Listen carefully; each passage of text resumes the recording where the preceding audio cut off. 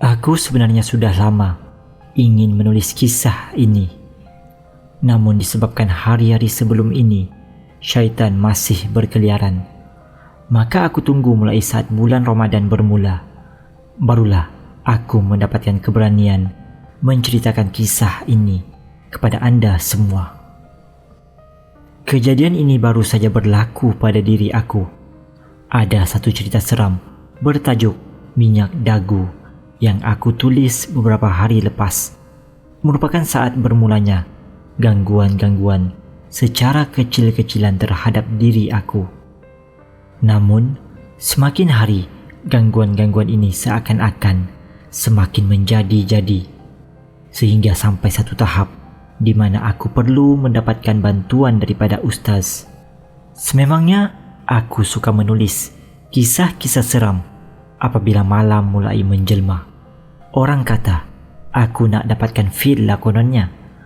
Memang kebanyakan idea dan ilham akan timbul apabila saat-saat kawasan di sekeliling rumahku mulai sunyi. Langsung tiada bunyi yang boleh mengganggu tumpuan aku untuk menulis.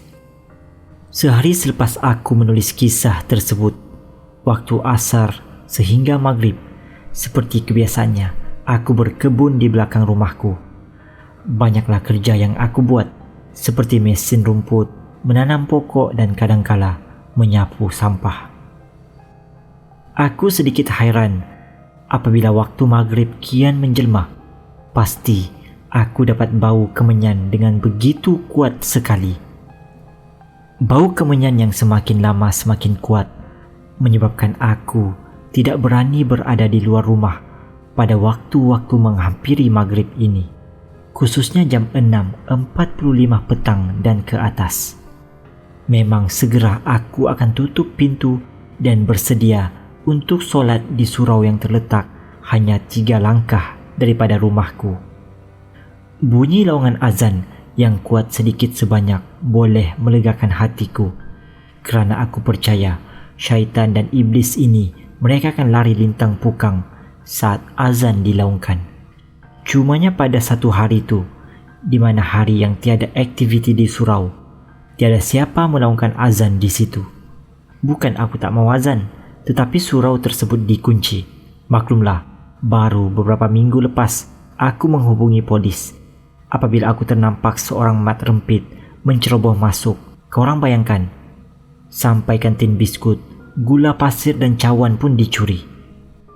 Hari tersebut macam hari sebelum-sebelumnya juga. Jam 6.30 aku mula bau kemenyan, dan bau itu semakin ketara. Aku ni boleh tahan penakut jugalah sebenarnya. Sekiranya aku rasakan ada sesuatu yang tak kena, aku akan segera masuk ke dalam rumah dan mengunci pintu.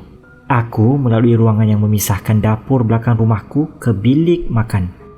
Aku terperasan ada sesuatu yang pelik. Langau. Ya, berpuluh-puluh ekor langau mulai hinggap di dinding dapur rumahku. Aku sedikit hairan kerana sepanjang aku hidup di rumah ini, tak pernah sekalipun aku nampak begitu banyak langau yang tiba-tiba saja hinggap di dinding. Aku cuba cari juga, manalah tahu ada bangkai tikus atau apa-apa bangkai, namun aku tak jumpa apa-apa pun. Aku segera mencapai risek dan menyembur kepada serangga-serangga berkenaan. Puluhan ekor mulai mati dan memenuhi ruang lantai dapurku. Segera aku ambil penyapu dan penyodok untuk membersihkan lantai tersebut. Apabila aku mulai lepak di atas sebuah sofa yang terletak di ruang tamu, telinga aku mulai terdengar bunyi nafas. Nafas seakan bunyi anjing bernafas. Alah, korang tahulah kan, anjing. Apabila lidahnya terjelir keluar, bunyi nafasnya amat kuat sekali. Begitulah bunyinya yang menyebabkan aku bangkit dengan cepat sambil memerhatikan keadaan sekeliling. Sudah, dalam hatiku. Bukan apa, aku baru berjumpa dengan seorang kawan aku yang merupakan orang Mua juga. Dia ada beritahu, katanya kalau dengar bunyi mengilai itu, maksudnya benda tu jauh. Tetapi kalau dengar bunyi nafas, itu maksudnya dia berada dekat dengan kita. Aku dengan pantas mengambil wuduk dan mula membaca Yasin dan ayat kursi. Sampai ke malam, aku masih lagi memikirkan apakah gerangannya bunyi nafas itu. Tapi aku mula nak sedapkan hati. Aku rasa mungkin itu angin yang mengalir daripada kipas meja yang betul-betul menghala ke mukaku. Aku menekan alat kawalan, membuka televisyen. Bukan apa, kalau ada bunyi-bunyi yang datang daripada televisyen ni, tak adalah aku nak cuak sangat. Sampai ke jam 9.45 malam, perut aku terasa lapar. Memang begini biasanya, sebelum tidur ada saja yang hendak dimakan. Aku ke dapur semula. Aku lihat di dinding itu, tiada lagi langau-langau yang berterbangan atau menghinggap di kawasan tersebut. Aku mula memasak air, membuat kopi panas, dan selesai air dimasak, aku ke dapur sambil membawa cawan yang terisi dengan air kopi panas tadi. Aku mula menghidupkan api gas. Niat hati nak menggoreng nugget ayam mas 5-6 ketul. Bolehlah aku makan? Ya, aku tahu, aku agak hipokrit. Apabila berjumpa pesakit, bukan main, aku nasihat supaya tidak makan berdekatan waktu tidur, serta kurangkan makan berlemak dan berminyak. Tetapi aku sendiri tak buat pun. Aku membuka tingkap dapur jenis cermin lipat tu.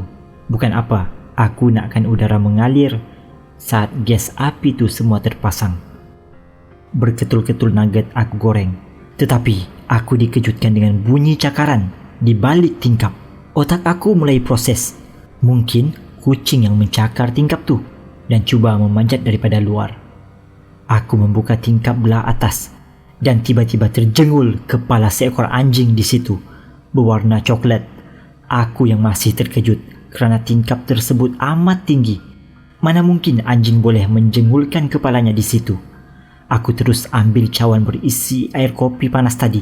Segera aku simbah pada mukanya. Tindakan aku itu lebih pada tindakan refleks.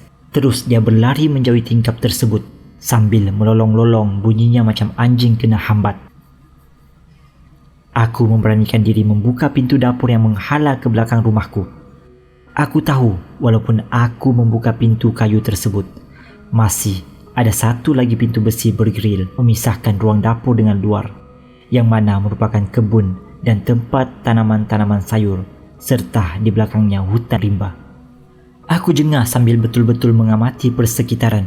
Mata aku meliar mencari di mana anjing tadi berlari. Tiba-tiba aku ternampak satu bayangan. Tergamam aku apabila di balik cahaya bulan yang menerangi bahagian belakang rumah aku. Memang aku nampak dengan mata aku sendiri. Yang berlari itu adalah orang, tetapi kepalanya anjing. Demi Allah, itulah yang aku nampak. Masalahnya, apabila dia lihat aku buka pintu, dia mula berlari semula ke arah aku. Cepat-cepat aku menutup pintu kayu tadi dan seterusnya aku tutup semua tingkap di dapur rumahku. Bunyi tapak kaki yang memijak daun kering menjadi semakin rancak. Aku terpaku, mendiamkan diri. Tiba-tiba saja dia menyalak. Aku yang terkejut tanpa berfikir panjang terus melaungkan azan sekuat-kuat hatiku. Aku terdengar bunyi tapak kaki yang berlari menjauhi rumahku tatkala dia mendengar laungan azan. Serius, memang aku tak dapat tidur langsung malam tu. Menjelang pagi, aku menghubungi ustaz yang aku kenali sebelum ini. Aku menceritakan kepadanya apa yang berlaku pada diri aku serta penampakan manusia berkepala anjing itu.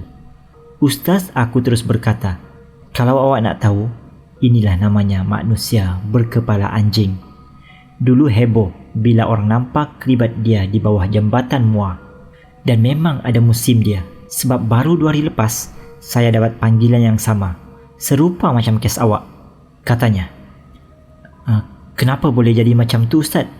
Aku mulai bertanya atas dasar ingin tahu.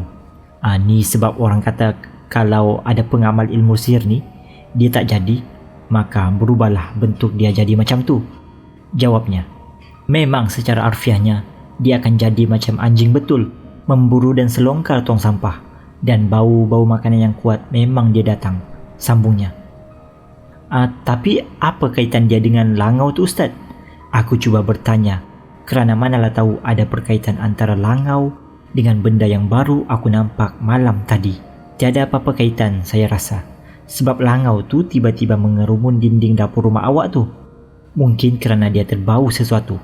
Katanya, aku mengangguk saja menerima jawapannya. Sebab aku tahu Ustaz ni sangat sibuk orangnya. Dah tentu dia tak boleh lama berada di rumahku. Kerana aku sendiri pun dah tahu tiada langsung bau bangkai maupun apa-apa yang menyebabkan langau tersebut tiba-tiba datang. Tapi aku takut soalan-soalan sebegini membuatkan Ustaz jengkel terhadapku. Ibarat macam aku masih tak berpuas hati pula dengan jawapan yang diberikan. Soalan last ni Ustaz, macam mana saya nak pastikan makhluk tu tak datang lagi? Aku bertanya. Macam ni sebenarnya, dia bersifat dan berperlakuan seperti anjing yang mana suka akan tempat sampah, baki-baki makanan basi, tulang temulang dan lain-lain. Saya rasa lepas ni kalau ada sisa-sisa makanan, jangan buang di tempat sampah untuk membakar. Sebaliknya buang di tong sampah di hadapan rumah awak tu. Tong sampah tu tertutup. Jawabnya sebelum menyambung. Andai kata kalau dia datang lagi, lakukan perkara yang awak lakukan malam tadi, azan dan baca ayat kursi. Makhluk ni memang sensitif dengan ayat-ayat sedemikian. Pedih dan panas rasa badannya bila terdengar. Aku kali ini benar-benar faham. Memang kawasan di belakang rumahku ini ada hutan dan terletak jauh ke belakang ada kawasan pembakaran sampah. Walaupun kebiasaan aku membuang sampah di hadapan rumah di dalam tong sampah yang telah disediakan oleh majlis perbandaran. Namun, kadang-kala aku masih juga membuang sampah di situ. Agaknya, makhluk tersebut berkenan dan suka sungguh akan tempat sampah. Maklumlah, ada banyak sisa makanan dan tulang temulang yang hanya diletakkan di dalam plastik saja.